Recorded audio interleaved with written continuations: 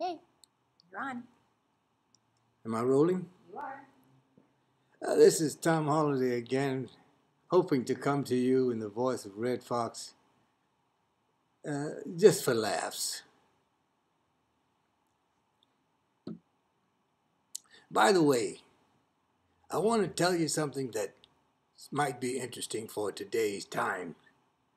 People do not realize that slang names, short names, is very, very important to people. Now, look at the name Dick.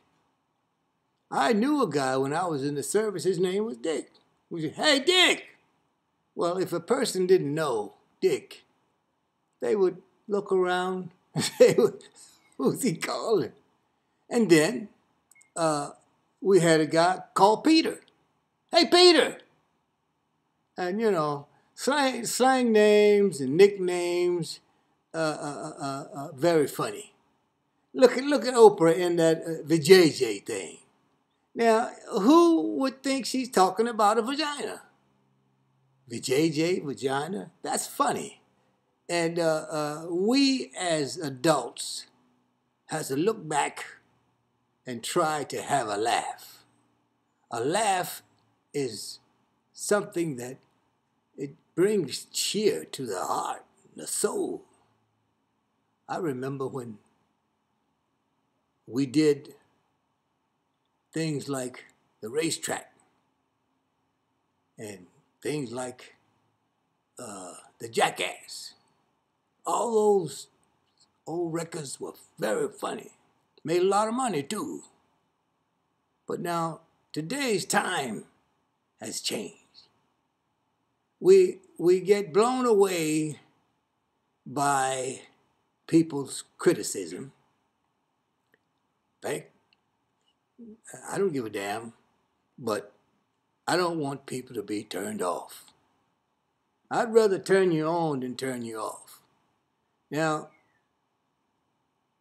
vagina is a big word. It's a long word. And I like what Oprah did with the vajayjay. It's clean. If I had a vajayjay, I'd play with it. Because it's different. You don't get no slang back from people when you kind of doctor it up like that. Look at the time that boy was in love and he was on Oprah's show and he jumped up on the couch and he was excited and all that. And we were laughing because we said, "Boy, he finally got one. That was hot." we had a ball with that. And he married the girl, had a baby, and he's got his vajayjay. So now we hanging with the vajayjay thing. And we as adults or senior citizens, whatever the hell you want to call us, we're happy with that.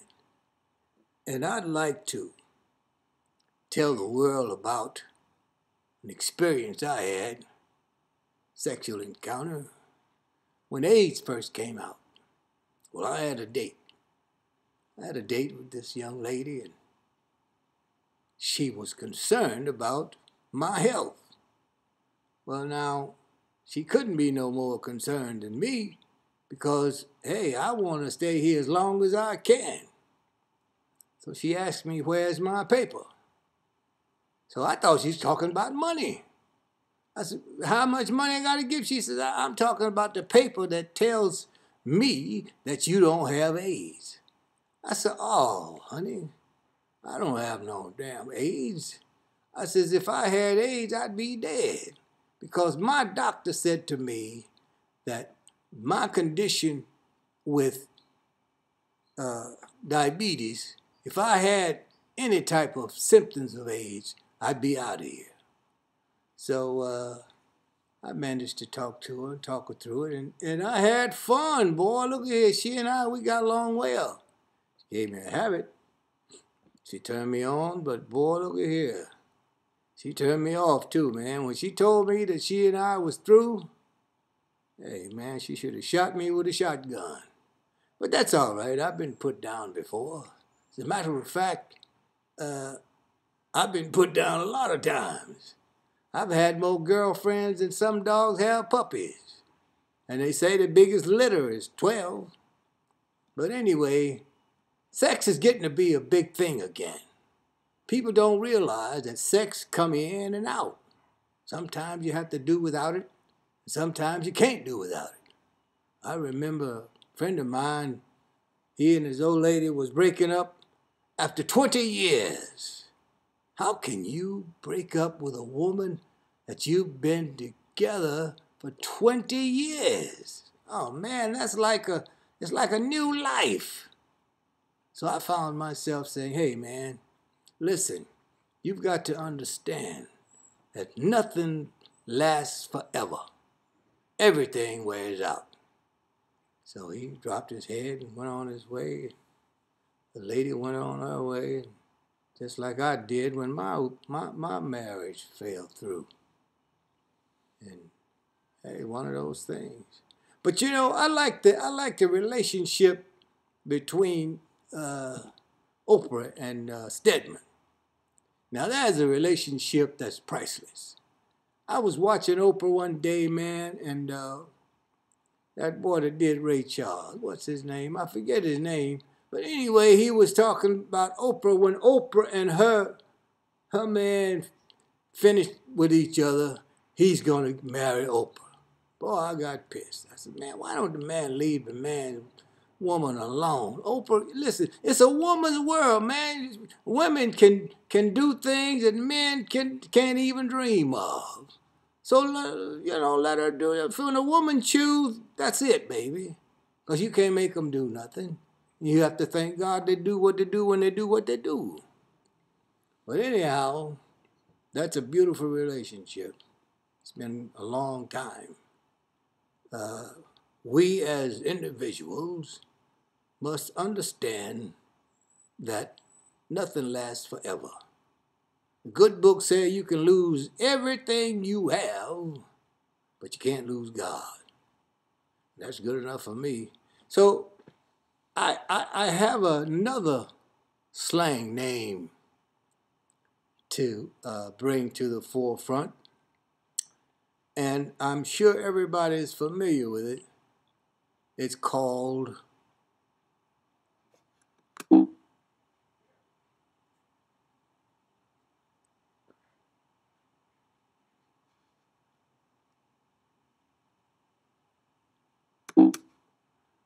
poontang.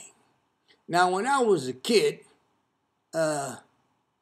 we couldn't say the word, so we called it poontang. Boy, look at here. We get a girl in a corner and say, honey, when you gonna give me some of that poontang? Well, they didn't know what poontang was. It was something among the fellas.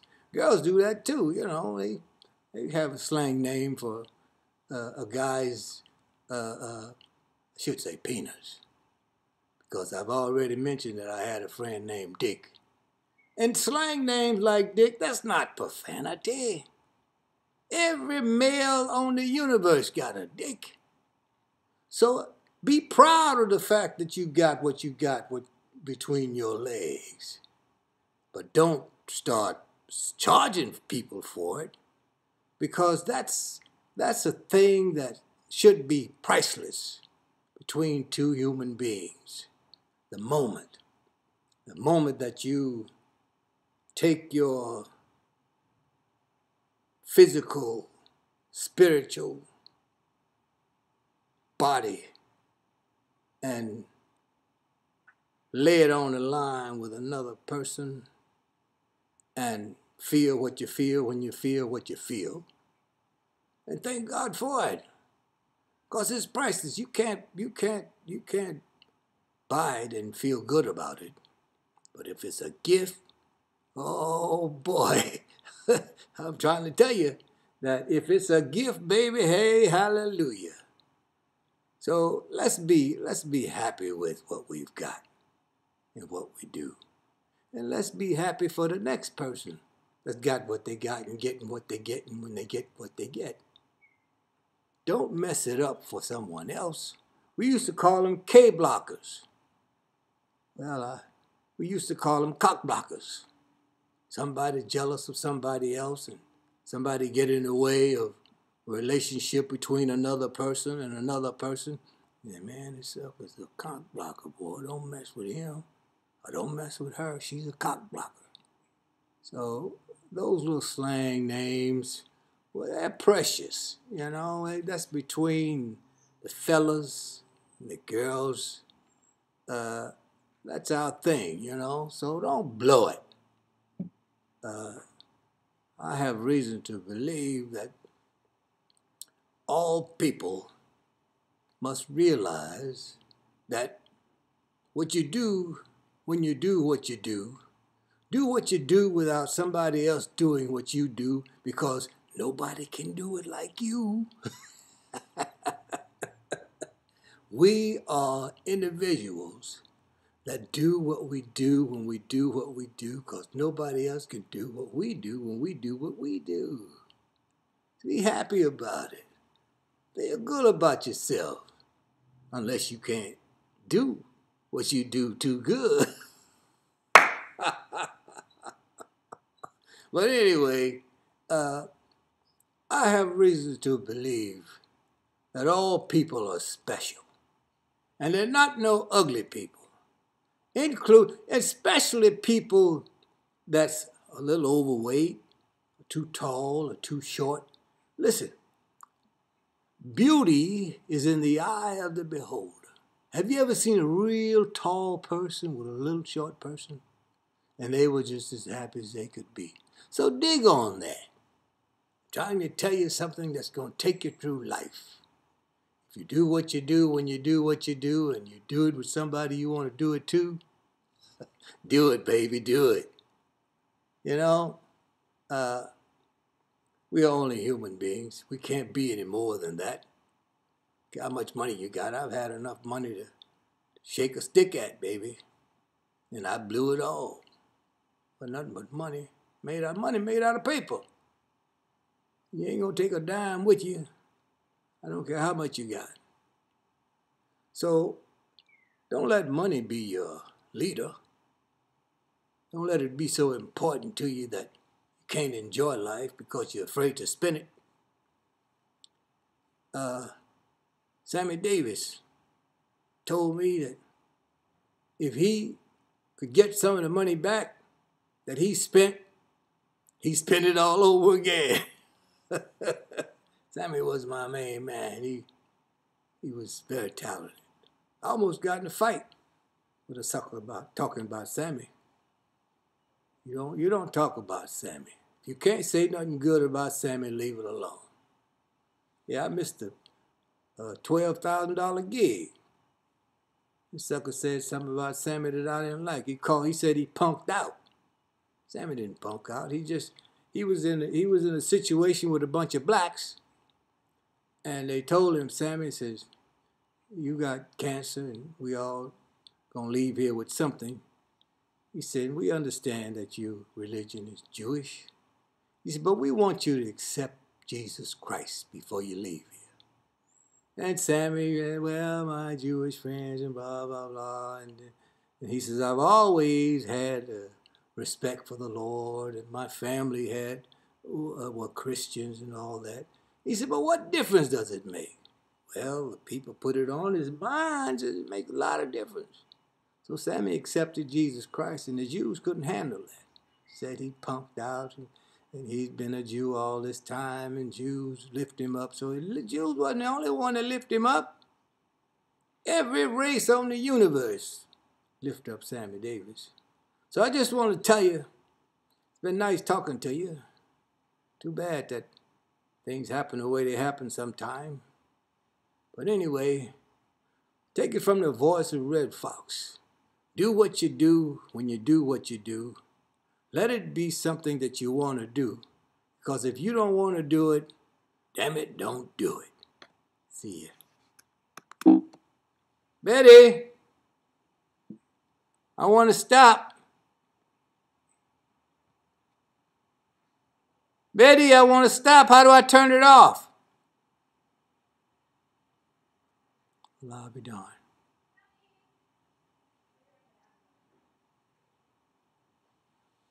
I got to take a class on these computers. Yeah.